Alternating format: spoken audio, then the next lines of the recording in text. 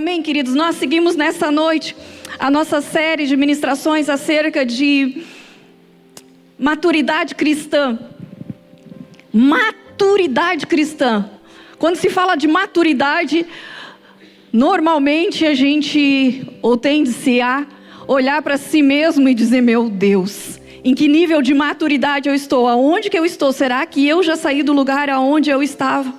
Quando nós fazemos aniversário, quando nós chegamos a uma idade, principalmente lá pelos 40, nós nos perguntamos, ou vem à nossa mente coisas do tipo: uau, não era assim que eu me imaginava quando eu tinha 20 anos e pensava acerca dos 40. Ou não era assim que eu pensava: nossa, eu imaginava que eu estaria assim, ou estaria em determinado lugar, ou de alguma situação diferente. E cá estamos nós hoje caminhando, e eu sim, depois dos 40 anos, e talvez seja a sua realidade também, ou talvez você ainda na sua realidade, mas você vê os anos passar e você começa a fazer essa reflexão, e essa reflexão ela é saudável a todos nós. Nós devemos sim, e comumente fazemos isso então perto da nossa, quando celebramos mais um ano, ou quando estamos no findar de um novo ciclo, no calendário de um novo ano. E espera-se de nós, porque nós mesmo colocamos essas expectativas de que nós avançamos com o passar dos anos. Quem aqui já viu a sua própria foto há uns 10 anos atrás e diz: glória a Deus, eu estou muito melhor hoje do que eu estava antes? Já?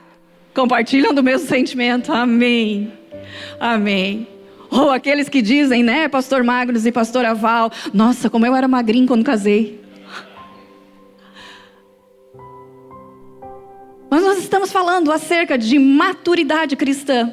E assim como na nossa vida física, assim como com o passar dos nossos anos, nós também, quando aceitamos a Cristo, quando nós entregamos a nossa vida àquele que é autor e consumador de tudo, aquele que é a nossa esperança viva, aquele que não nos deixa sozinho, nós iniciamos e nós somos abraçados, e nós somos adotados por Ele, e nós saímos de um lugar de criatura e passamos a nos assentar juntamente com Ele nas regiões celestiais, e somos chamados de filhos de Deus. E nós como começamos, e assim como na nossa vida física, quando nascemos somos acalentados, somos acalmados, somos sustentados, somos cuidados e zelados por um pai e uma mãe, por um adulto responsável. Porque nós não conseguimos fazer isso por si só, nós não conseguimos dar conta da nossa vida quando nós ainda somos um bebê. Assim nós também, quando iniciamos a nossa jornada da fé com Jesus Cristo, nós somos abraçados. E o pastor Magnus falou com muita propriedade antes acerca de: então eu sou batizado nas águas batismais e agora eu escolho um lugar, uma família na qual eu vou pertencer, na qual eu vou caminhar junto. Isso é a igreja. Isso somos nós.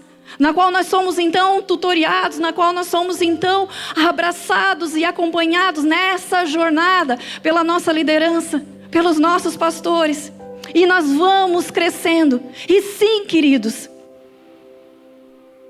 eu não sei o lugar que você se encontra hoje, se é o lugar de início da jornada, se é há 10 anos de jornada, se é há 30 anos de jornada, mas a cada um de nós espera-se sim. E quem espera isso?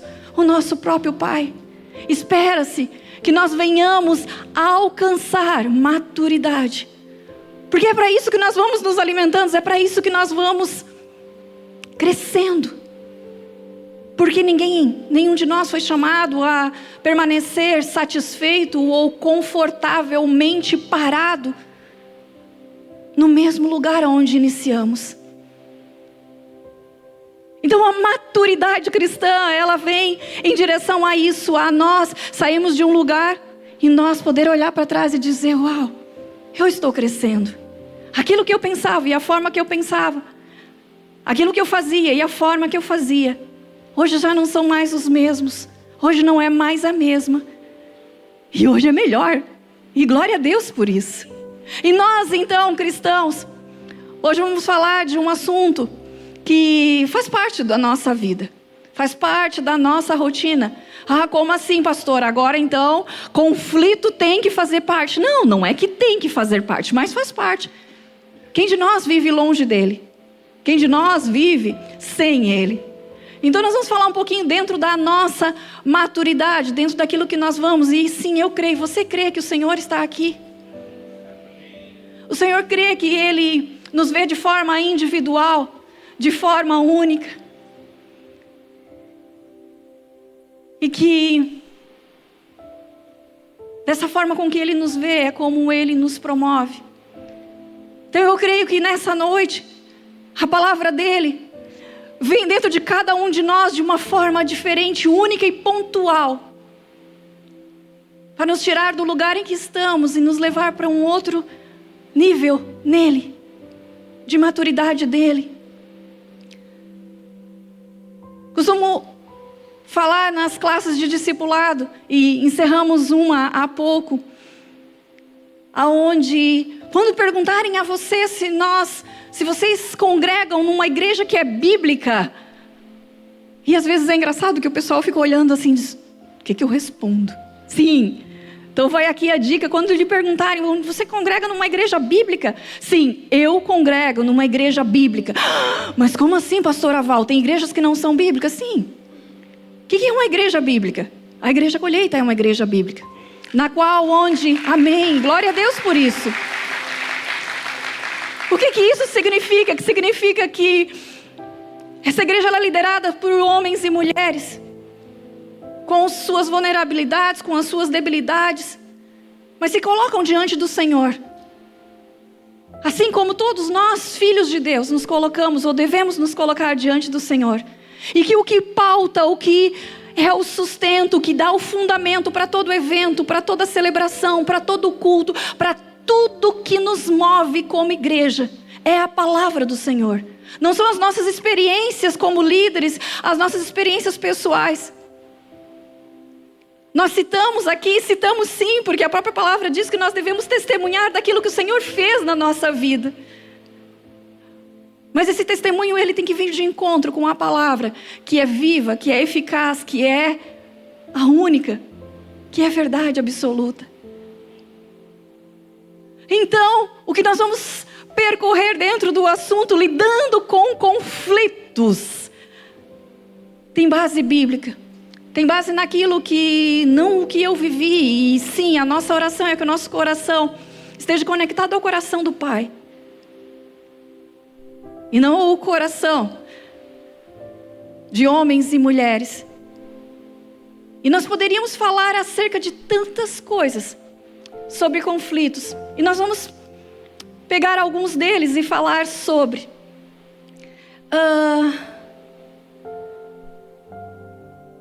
Quando falamos, ou quando ouvimos, ou talvez você está lendo ali, lidando com conflitos, você está pensando, eu tenho tantos.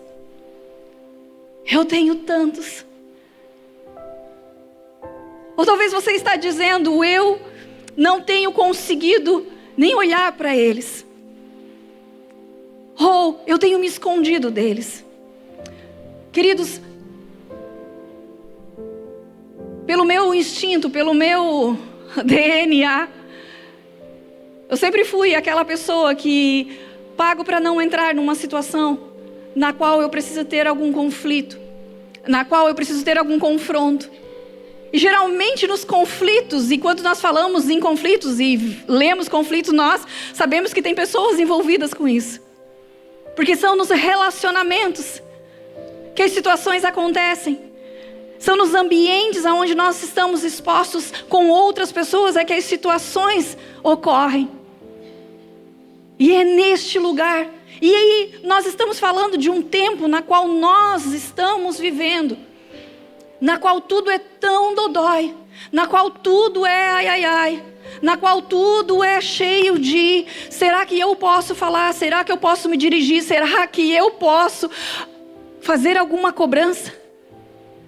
Será que eu posso fazer alguma exigência mesmo, eu estando numa posição na qual me foi confiado algo, e eu estou envolvida com outras pessoas? E quando eu estava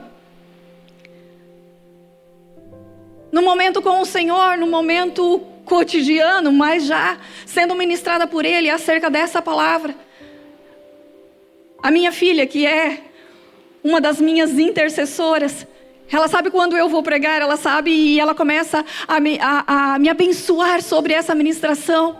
E ela ouviu eu falando com o Senhor na nossa cozinha, e ela disse: mãe, por que tu está falando isso? Eu disse: filha, é porque a mãe vai ministrar. E ela disse: mãe, qual é o tema da tua ministração? E eu disse: filha, é lidando com conflitos.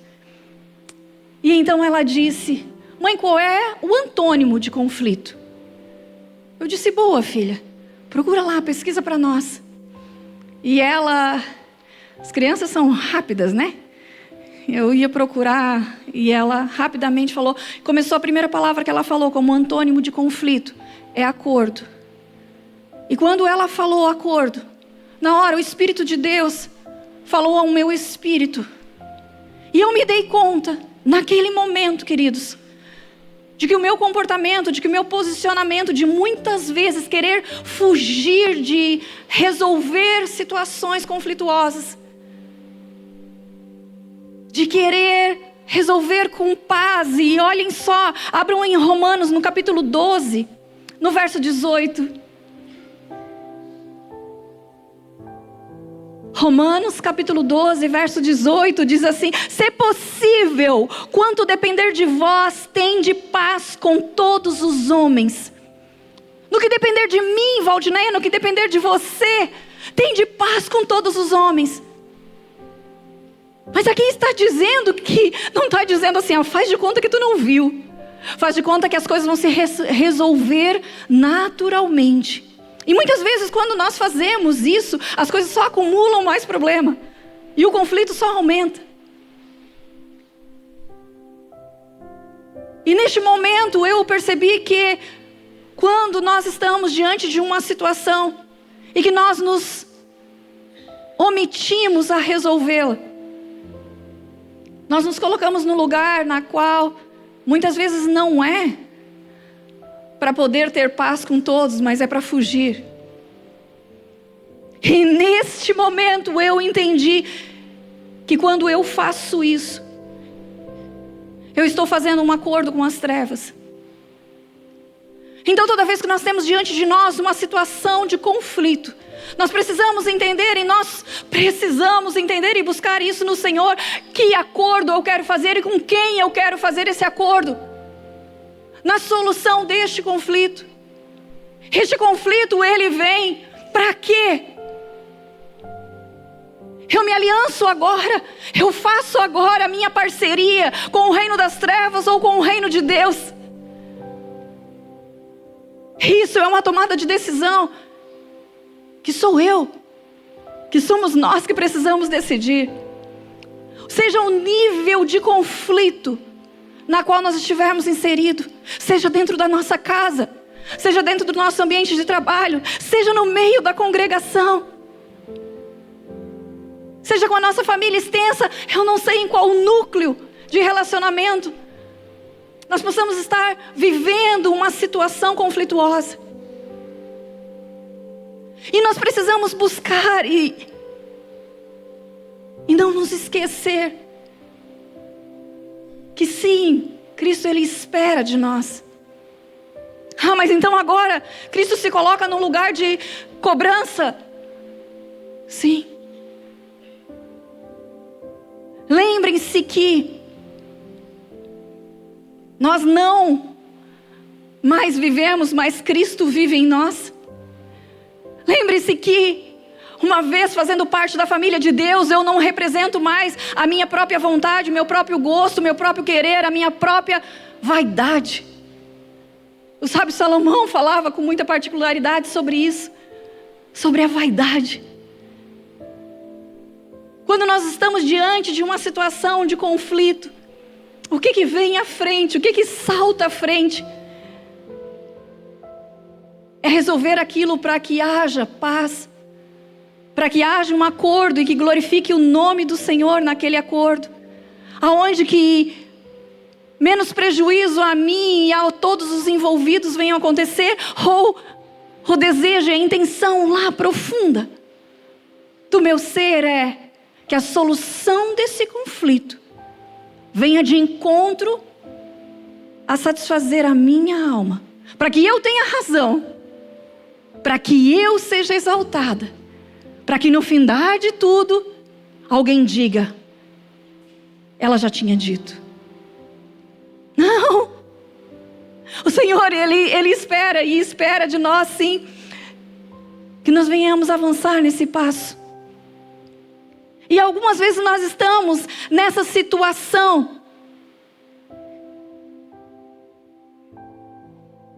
e nós acabamos complicando. Porque antes eu falei que muitas vezes nós estamos naquela situação que nós não sabemos se nós vamos adiante ou não. Porque as pessoas estão tão dodói, mas não podemos esquecer que às vezes a pessoa dodói sou eu. A pessoa mimizenta sou eu. A pessoa encrenqueira sou eu. A pessoa que foi encontrada por Jesus Cristo sou eu, mas eu ainda continuo carregando a mesma roupa daquele que não foi encontrado. Eu continuo ainda resgatando. Lá do fundo da piscina, nós nos batizamos nas águas por imersão, aqui na piscina. E comumente nós citamos a palavra na qual nós deixamos a velha natureza e nascemos para o novo, onde é a nova vida, a vida em Cristo. Mas muitas vezes nós vamos lá no fundo da piscina e resgatamos a velha natureza.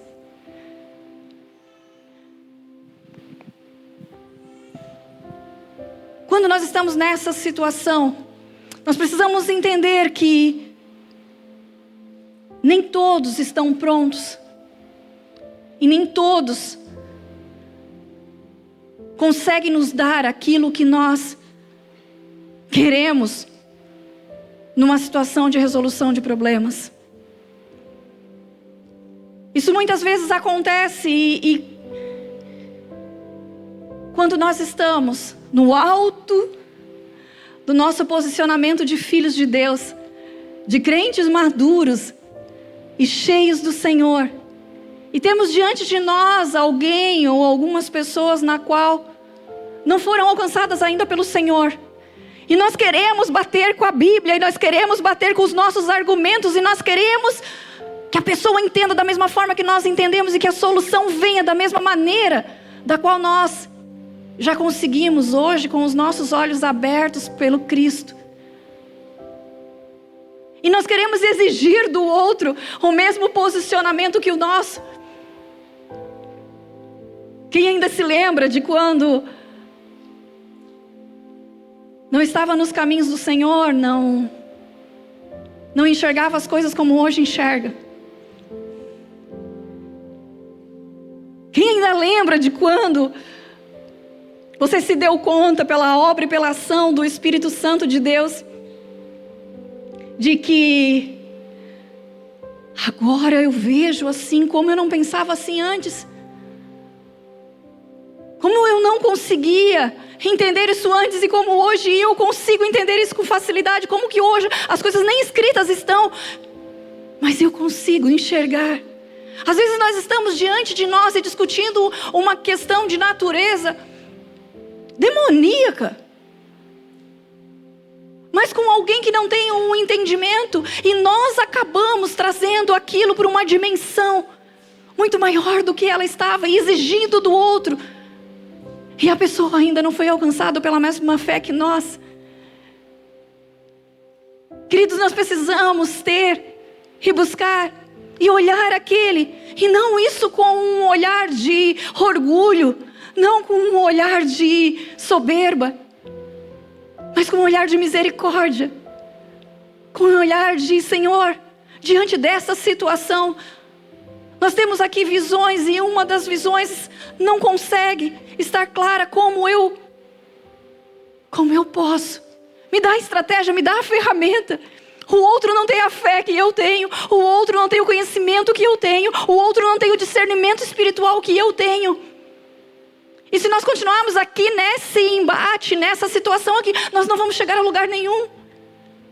Lembre-se que nós representamos não mais o minha razão, a minha vontade, nós representamos o próprio Cristo. E se, diante desse conflito, a sua decisão precisa ser aquela pessoa ali vai se afastar do Evangelho, porque você não está conseguindo. Não porque ele não está conseguindo. Ah, mas então agora, pastora, vai estourar sempre nas minhas costas. Em determinadas situações, queridos, é requerido a nós não somos mais ignorantes à palavra de Deus. Nós não somos mais ignorantes, nós temos acessos a informações do céu que o outro ainda não teve. Então sim, é requerido de nós, sim, é esperado de nós um posicionamento maduro diante da situação.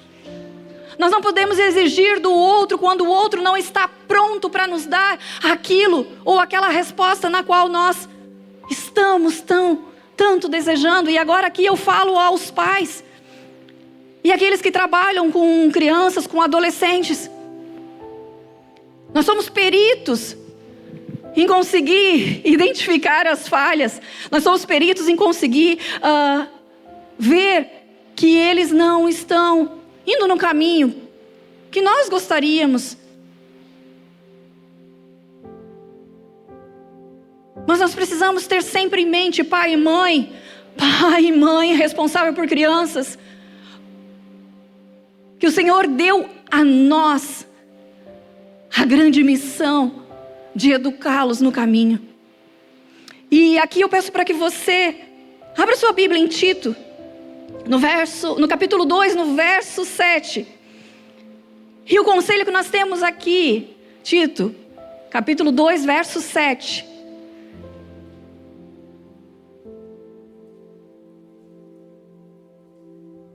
O conselho que nós temos aqui é: em tudo, seja você mesmo um exemplo para eles, fazendo boas obras. Em seu ensino, mostre integridade e seriedade.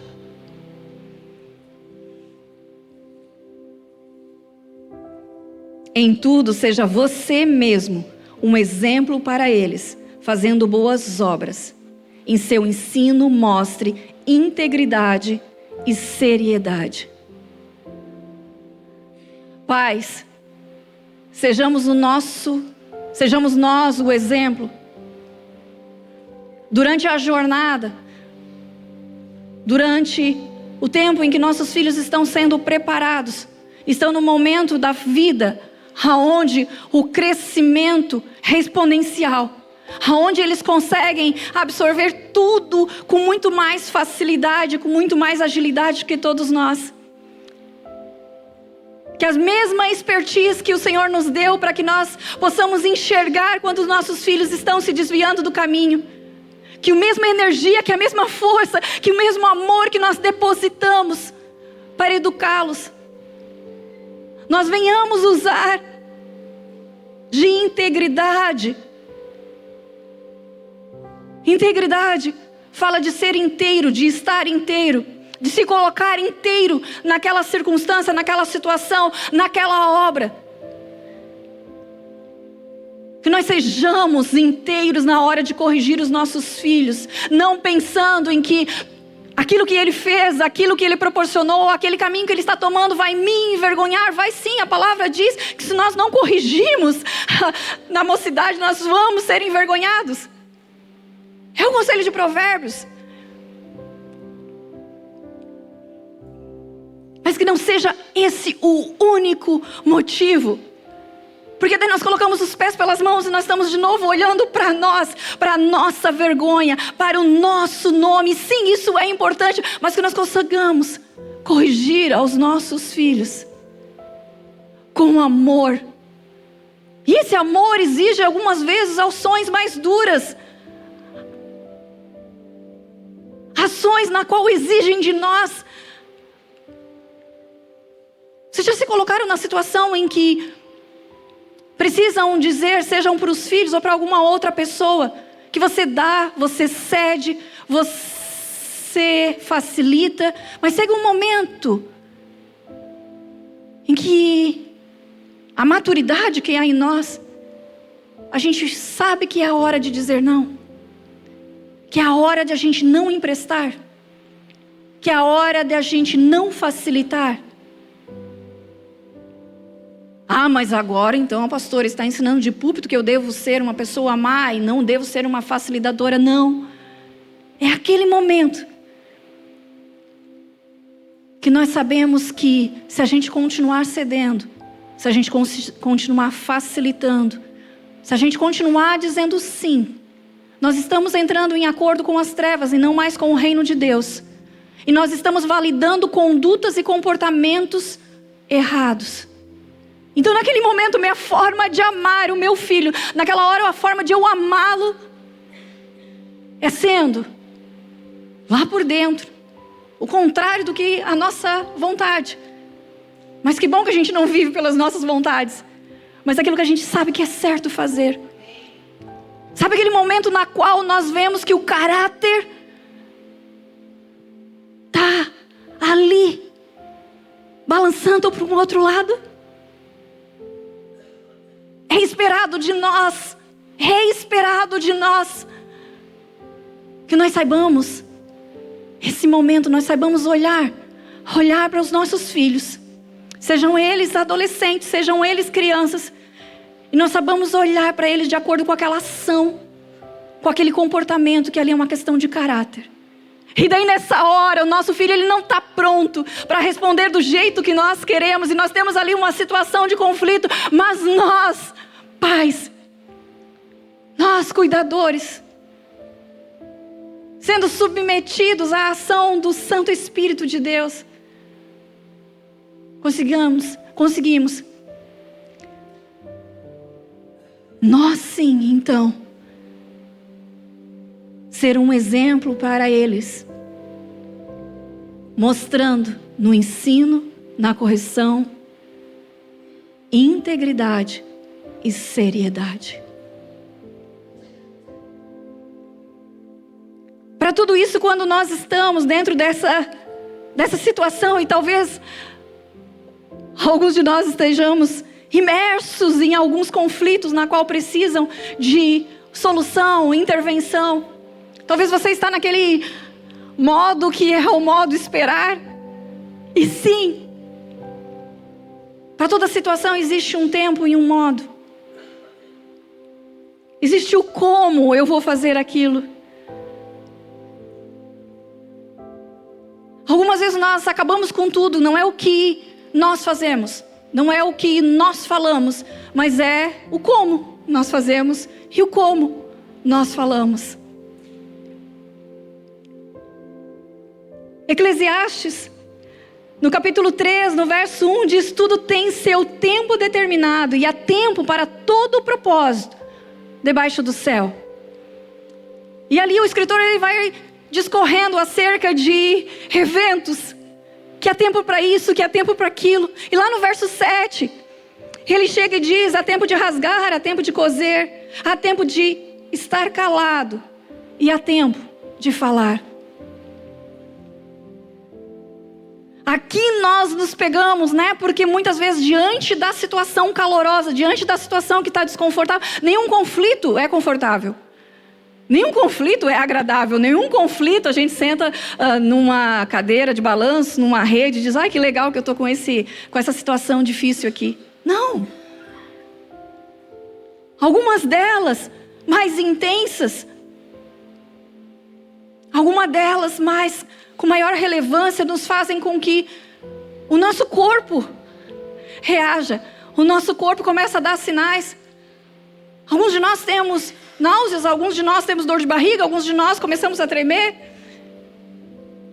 Tamanha a atenção daquela situação. Alguns de nós somos atropelados pelo tempo, pela impulsividade que há em nós. E aqui nós precisamos entender que aqueles de temperamento de extroversão, aqueles de temperamento de introversão, nós sabemos que existe uma diferença de como que nós nos comportamos diante da mesma situação. E Geralmente, na questão da impulsividade, aqueles de extroversão acabam metendo os pés pelas mãos. É algo que realmente impulsiona. Mas nós precisamos compreender, queridos, nós somos guiados não mais por nós mesmos. Nós precisamos levar a cabo aquilo que nós aprendemos, aquilo que nós nos alimentamos e buscar no Senhor para que nós sejamos freados e não traídos pelo nosso temperamento. Nós não podemos usar temperamento, nós não podemos usar personalidade, nós não podemos usar cultura familiar, herança familiar como bengala para as nossas vidas. Há pouco tempo o Senhor ministrava acerca de uma situação na minha saúde, na qual eu, ora, intercalava com bengala, outra hora com outro negócio que eu esqueci o nome agora. Aquele carrinho. E o Senhor, andador, obrigada. E toda vez que eu intercalava nisso, o Senhor começava a ministrar em mim sobre isso. Será que horas nós não estamos nos escorando? E só alternamos o objeto, mas nós estamos nos escorando em coisas. Então nós não podemos, na hora da resolução, de lidar com um conflito, ficar nos apegando a coisas. Nós podemos nos pegar só num que tem a verdade, tem o auxílio, que tem o socorro sempre presente na hora da angústia, que é o nosso Senhor Jesus Cristo. Então nós precisamos saber que tem horas que nós vamos ouvir. E nós precisamos saber a hora que nós vamos falar. E agora daí vem o modo. Como que vamos falar? Como que se dá isso aí? Eu vou citar alguns conselhos da Bíblia acerca do nosso modo de ser cristão. Mateus no capítulo 12, no verso 34. Raça de víboras, como podeis vós falar coisas boas, sendo maus? Pois do que há em abundância no coração, disso fala a tua boca. Aqui ele está falando de uma situação de conflito. E de uma situação onde existe hipocrisia. De uma situação na qual palavras doces, palavras sutis, palavras gentis.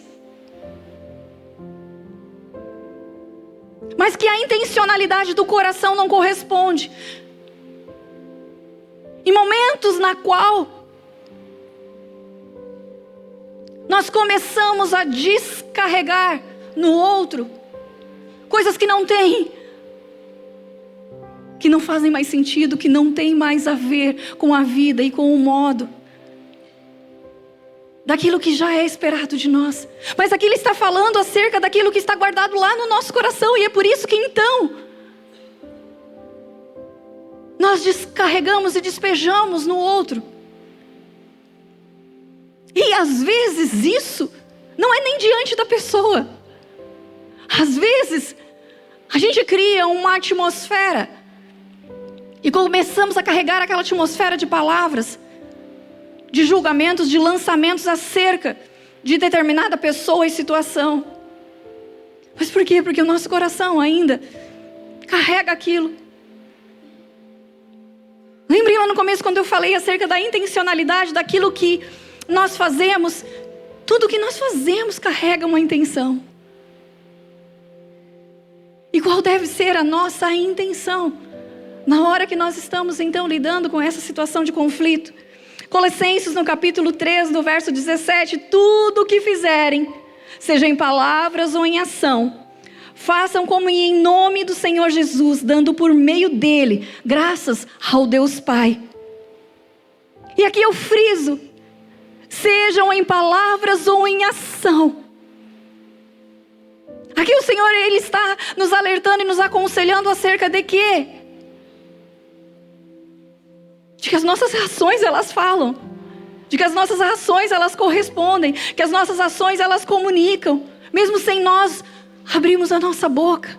Ah, mas então, pastora, o meu coração aqui, eu estou pensando Os meus pensamentos não são bons, então eu prefiro me omitir, eu prefiro não falar nada, e eu pego e viro as costas e eu ignoro a pessoa. Ou eu fico uma semana ignorando meu cônjuge dentro de casa e não falo com ele para castigá-lo. Tudo o que fizerem, seja em palavra ou em ação, façam com como? O nome do Senhor. Nada que nós fazemos, queridos, está oculto ao Senhor. Nada que nós fazemos está oculto ao Senhor, e glória a Deus por isso.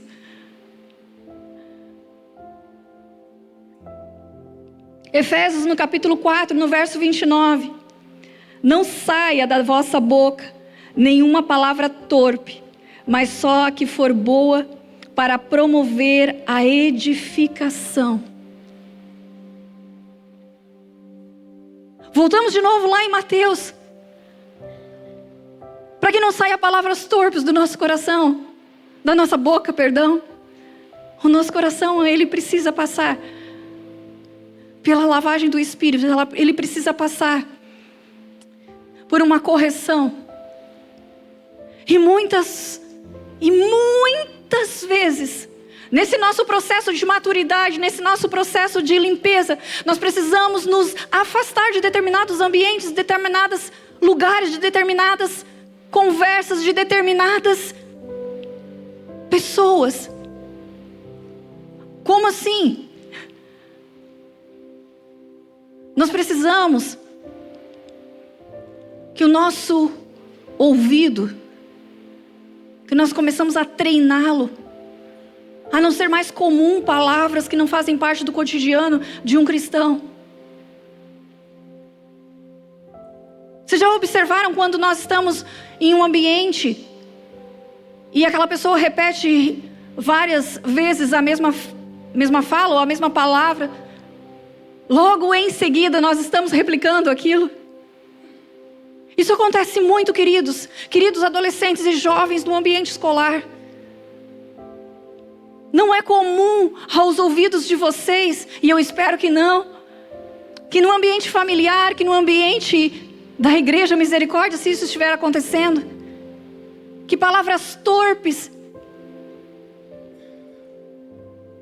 isso não chega aos ouvidos de vocês, mas quando vocês entram num ambiente escolar, aquelas palavras começam a, parece que ganhar um peso maior. Claro que elas têm um peso maior, porque você não está acostumado a ouvi-las. Só que nesse momento, queridos, vocês precisam se levantar internamente. Ah, pastora, mas eu não posso, eu tenho vergonha quando eu digo que sou crente. Não precisa nem dizer. Não precisa dizer. Posicione-se internamente e começa a rejeitar aquela palavra. Começa a dizer, querido Espírito Santo, remove isso da minha mente. Os meus ouvidos não foram feitos para isso.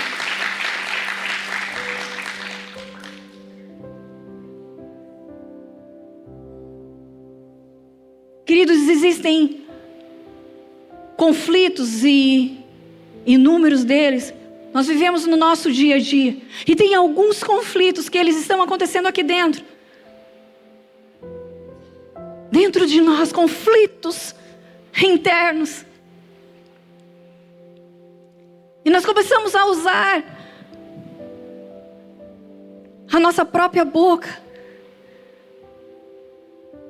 da maneira na qual ela não foi projetada. E ela não foi projetada por Deus para que fosse usada dessa forma. Não a nós, os filhos dele. Nós sabemos o poder que há na palavra. Nós sabemos o poder da criação que há na palavra. E agora eu peço para que você abra em Tiago no capítulo 3.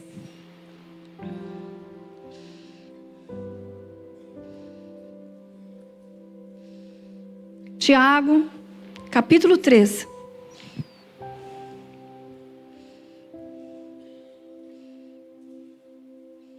A partir do verso 4. Aqui ele está falando, discorrendo um conselho acerca da importância da língua e o poder que ela tem na nossa vida. E lá no verso 4 ele começa a fazer comparações. E ele diz: vede também como os navios, sendo tão grandes e levados de impetuosos ventos, se viram com um bem pequeno leme, onde quer que a vontade daquele que os governa. Assim também a língua é um pequeno membro, e gloria-se de pequenas coisas, gloria-se de grandes coisas. Veja que quão grande bosque um pequeno fogo incendeia. Aqui ele está fazendo comparações, comece a imaginar isso. A língua também é um fogo. Como um mundo de iniquidade, a língua está posta entre os nossos membros e contamina todo o corpo, inflama o curso da natureza e é inflamado pelo inferno. Verso 9: com ela bendizemos a Deus e Pai, e com ela amaldiçoamos os homens, feitos à imagem e à semelhança de Deus. De uma mesma boca procede bênção e maldição. Meus irmãos, não convém que seja feito assim.